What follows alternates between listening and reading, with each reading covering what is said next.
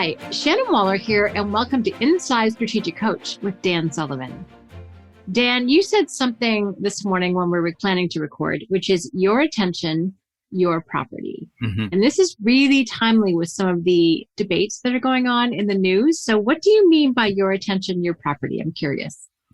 Well, as I understand brain research, I'm not educated in any particular psychological practice or anything, but I've been a coach for close to 50 years with entrepreneurs, and I've put in 3/4 of a century in actual life. And I notice that people really vary in terms of giving you their attention or not giving you their attention. I think our favorite people in life are the people that when they're talking to them, they have their attention on us. I think it's reciprocal that they're giving their attention to us because we, in fact, are giving our attention to them. So my feeling is that the greatest relationships are the relationships where the person on each side is giving the other person their full attention while they're with them. And I think that that has a very transformative impact on people when they get the full attention of another person. You know, my early childhood was the 1940s, so I never really saw television until I was about 8 or 9 years old, but I would listen to radio. I lived out in farm country, and we had a weekly newspaper, and I would read the weekly newspaper, you know, when I learned how to read. But up until about 6, nature was kind of the thing that had my attention on because we lived on a farm, and I pretty well had the run of the farm as long as I stayed inside the fence line and I didn't cross the street. I was fine. So I got used to having my attention on things that other people weren't creating. And what I got into the habit of doing was creating my own story, my own entertainment, my own learning. So I think that when I hit school, which my mother said was important for me because I learned how to read. And I did, and took to it well. You know, I've been a lifetime reader. But then when the other attempts by other people to catch my attention, radio was a bit, but radio, you know, wasn't a visual experience. But when television started, it didn't have the impact on me that, you know, I subsequently heard from other children how they would become fixated on television. I had my programs that I was interested in, you know, and fast forward, you know, from the 1950s with television. Movies always interested me because they were a special occasion and you traveled someplace and went to a movie. I found the movie experience really a lot more interesting oftentimes than the movie itself. Theaters, I'm really fascinated with the whole concept of theaters, live theaters, movie theaters. But I'm kind of more interested in just the experience of people, you know, being theater people. And I was myself for a part of my life. But then when the internet came along and social media came along, I really noticed the inability of a large number of people to focus their attention. It was almost like they were being pulled away. Somebody was switching their channels all the time. They weren't switching their channels. Other forces, other people were actually in control of their channels, and they would switch, you know, very quickly.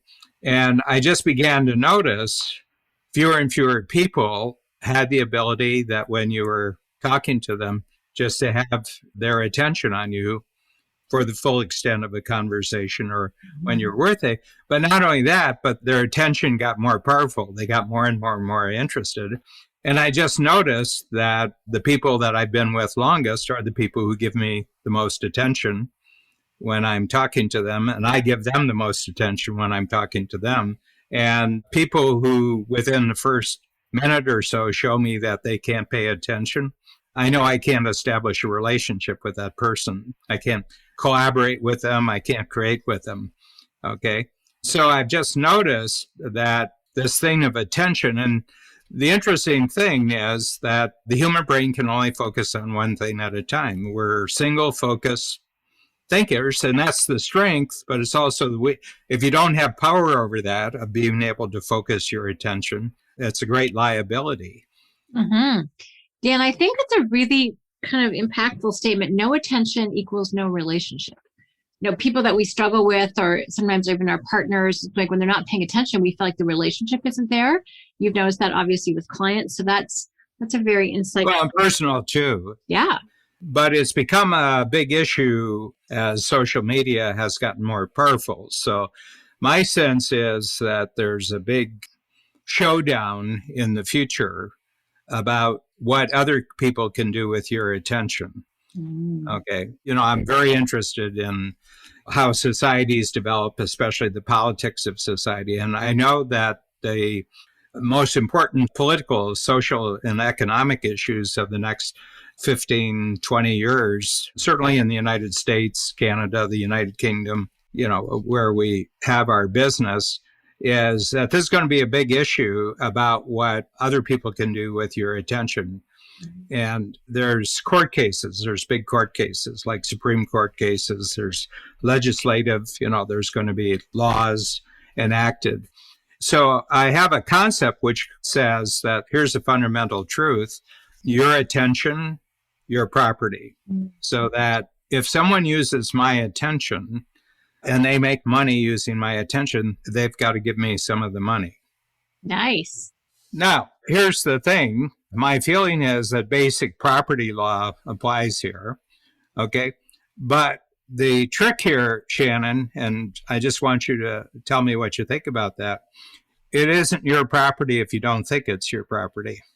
I would 100% agree that that's true. If I don't see it as valuable, if I don't see it as something that is intentionally given, I'm not going to protect it, and I'm going to give it away freely, and I'm not placing value on it. So I would never dream of charging for it. Yeah. So my sense is that this is already happening. In other words, you've worked with me for 30 years in July, I think. Very good. July. 30 years in July. And you've probably noticed some ways that if you want to get Dan's attention, you have to do certain things to get Dan's attention, or he won't give you his attention. Can you tell me what you've noticed? 2 or 3 things that you've noticed? Well, what's coming to mind is the impact filter and the impact filter and the impact filter. Let me just describe this process. So you have, it's not quite a rule, but if you want Dan's attention, well, you also don't do meetings. So if you want to have a conversation about something that's important to you, put it in the form of an impact filter, which is available in our knowledge products and there's different downloads. The Extraordinary Impact Filter is the book. And it needs to come to you in that idea, which is the purpose, the importance, the ideal outcome, the best and worst result, best if you do win, worst if you don't take action or if it goes poorly, and then the success criteria. And what's kind of fascinating, Dan, about when I brought them to you is that the conversation, like I can't even call it a meeting, it's too short. You're like, I read it over and I've gotten 2 responses from you. Yes, or you've given me back another impact filter with another perspective. It's so easy. It is so straightforward. And I have your complete attention on that particular issue. And it's a great conversation, but it's just so incredibly efficient. And then, of course, we have these conversations where we have each other's full attention, which is really fun. Mm-hmm. And I think that's part of why we're so successful. I don't know what else to say other than the impact filter, really, because that's my number one way of connecting with you in terms of a new idea. Yeah. And it also has to do with my scheduling of who gets to be on my schedule and who doesn't get to be in my schedule. It has to do with what I would say intermediaries I have between me and the outside world. Mm-hmm. So, for example, nobody really has my cell phone number. Okay. No. First of all, I'm not on social media. I'm not on Facebook. I'm not on Twitter. From the world's perspective, I am, because I have people who post Facebook messages for me and Twitter, and I suspect others that I don't know Instagram about. Yep. But this is agreed upon what the message is. So my sense is that because it is my property, my attention, I want my attention to be more and more valuable, and that is only give my attention to people who give me their attention. Mm-hmm. That makes my property more valuable because there's kind of magic. It's always creative. When you get 2 people who give each other's attention, they always create something new. Mm-hmm. So as we go forward, I don't think it'll ever be law, that the Facebooks of the world or that. They'll actually have to pay people for their attention, but they will have to give people the right to either tune in or tune out. I think that's already happening, and I can see it with companies like Apple, that Apple is really sending a message that basically our business is to stay out of yours. Yeah. Stay out of your business. And basically, we're not going to do anything with your information, okay, unless you give us permission to do so. So it's an interesting thing that I'm noticing here, and it's a new human issue. And freedom of property is one of the fundamental basis for individual freedom, period. And I think freedom of attention is one of those. And to me, this is such a fascinating topic, Dan, because we are in such a multimedia world, and kids now grow up with this, kids with, well, sometimes fake, but often real cell phones in their hands, so digital natives, people who grew up with this, actually have learned a little bit more so than some of us who came to it later, how to protect their attention. Now, do I say they have it all figured out? No, but this probably is going to be one of the key issues for human development, people's ability to focus on their goals, people's ability to have connected relationships, is how much they really look at their attention as being their property and to allocate it appropriately towards their goals and their future and what's important to them and their values and their relationships. Because a lot of people, I think, are, I read about them anyway, are just so diffused. Their attention is everywhere, and the reality is kind of out there in digital world rather than actually the person whose rear end is in the seat. Yeah. So it's kind of fascinating. And I think it's probably unprecedented in human development, human history. If you go back far enough in history, and that, it's been known that human attention interfaces with every single area of human activity, that the people who seem to have great attention spans on certain very, very important things turn out to be great achievers. Einstein is credited with the law of relativity, the concept of relativity. It's a theory of relativity, really. And he said, well, I'm not the first person to think about relativity. He says a lot of people were thinking about relativity. He said, I'm just the first person to think about relativity and not think about anything else for 10 years. I love that. He said, when you focus on something for 10 years, you develop all sorts of interesting theories, theories about relativity. And I just notice that when I look at people who are achievers and seem to have created fundamentally new things that are valuable to other people, they have great attention spans. This is really interesting, Dan, because we work with at Coach a lot of people who, by the psychological profession, would be considered to have ADD, including the two of us.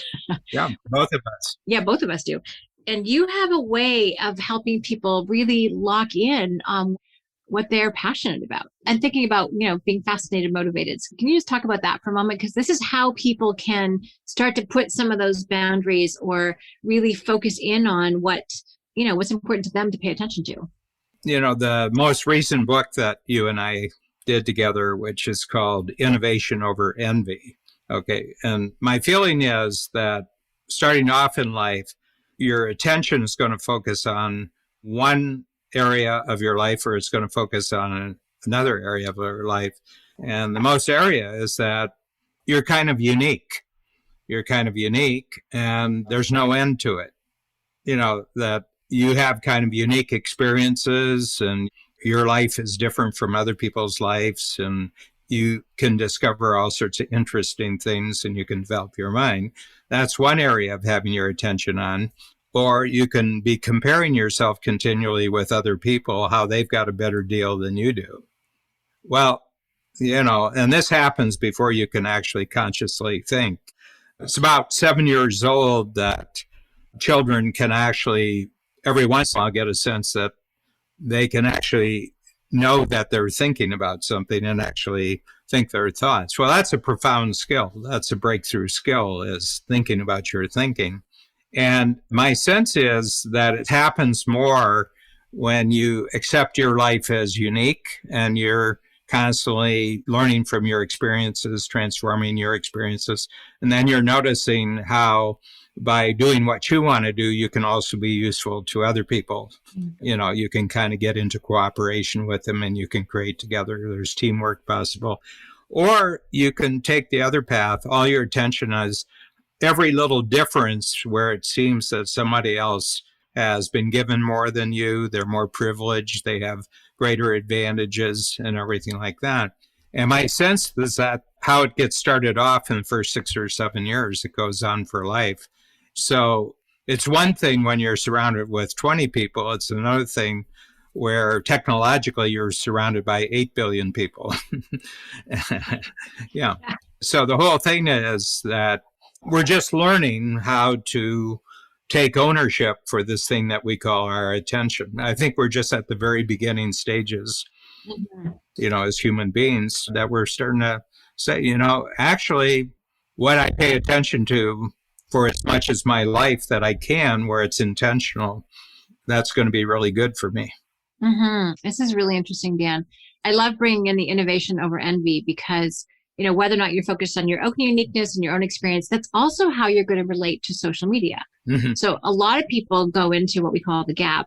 You know, they're comparing themselves as a source of envy. Oh, everyone else's Facebook post or Instagrams are beautiful. And, you know, there's whole influencer careers that are based on how people look versus any kind of substance. But it depends on your initial mindset, how you interpret the social media and how much attention you give to it, which is kind of interesting. So really locking into what you find, you know, you do this with entrepreneurs all the time. You help people figure out what they find fascinating and motivating. And then it's super easy to pay attention to those things. And people who in other circumstances are very distractible are not distractible at all because they're focusing on uniquely what they are find increasingly interesting and worth pursuing. I love the coaching that you give to people. And again, people who look very distractible aren't anymore once they lock on to that. Yeah. Yeah. Coming to grips with this starts by us being truly alone with ourselves. Right. Okay. And a lot of people hate that. They hate being alone with themselves. But the more that that can become a positive thing, I think the more you'll give your attention to the right things that are beneficial for you and very useful for other people for your whole life. Dan, it strikes me again, you spent a lot of time alone as a kid, and then you intentionally think about your own thinking, in particular using our tools. So Impact Filter is one. And by the way, if anyone wants to jump in and grab that tool for themselves and be like Dan, go to freetoolkit.coach. And that's where the Impact Filter is, some of our other great thinking tools. But you're alone and you think about your own thoughts and put it into our amazing thinking processes, which you've created. And that really helps you get super clear, intentional on what is worth your attention. So that is, to my mind, a way where you can make your attention your property. Would you agree? Yeah. You know, it's a never-ending process. It's not like you're going to get a deed. It's just, I can see that it's a huge issue now that the entire planet is potentially interconnected technologically. That this issue of, you know, who owns your attention, I think is just a fundamental issue going forward. Yes. Pay attention and be conscious and don't give it away unintentionally. Appreciate that. Dan, thank you. Thank you.